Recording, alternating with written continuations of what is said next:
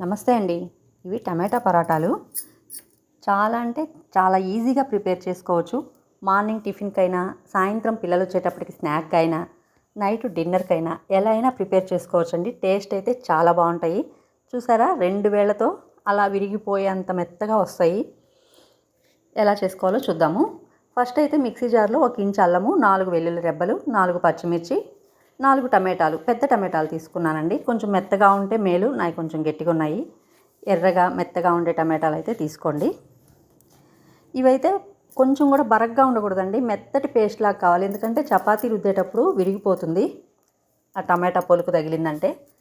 తగినంత ఉప్పు, సోడా ఉప్పు వేసేసుకొని వాటర్ వేయకుండా మనకు ఎంత పిండి అయితే కలుస్తుందో అంత పిండి కొంచెం కొంచెం వేసుకుంటూ గట్టిగా అయ్యేలాగా కలుపుకోవాలి. చివర్లో ఒక 2 స్పూన్స్ ఆయిల్ వేస్తే చాలండి మనకి, ఎందుకంటే సాఫ్ట్గా అయ్యేదానికి మాత్రమేను. ఇలా సాఫ్ట్గా అయ్యాక ఈ పిండి ఎక్కువసేపు కూడా పక్కన నానబెట్టన అవసరం లేదు. ఒక 5 మినిట్స్ చాలు. ఎందుకంటే ఎక్కువసేపు నానబెట్టినా మనకు టమాటా కదండి, వాటర్ రిలీజ్ అయిపోతుంది.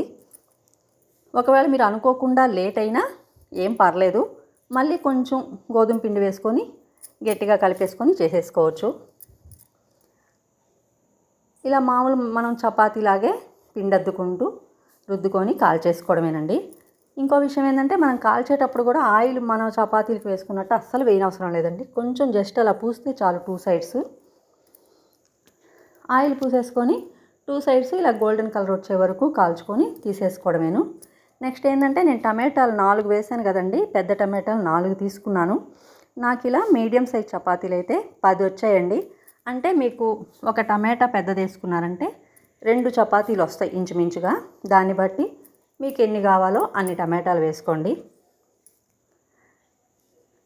మీరు కూడా ఒకసారి ఇలా చేసి చూసి ట్రై చేసి ఎలా కుదిరాయో ఒకసారి కామెంట్ చేయండి. మన వీడియో నచ్చినట్టయితే లైక్ చేయండి.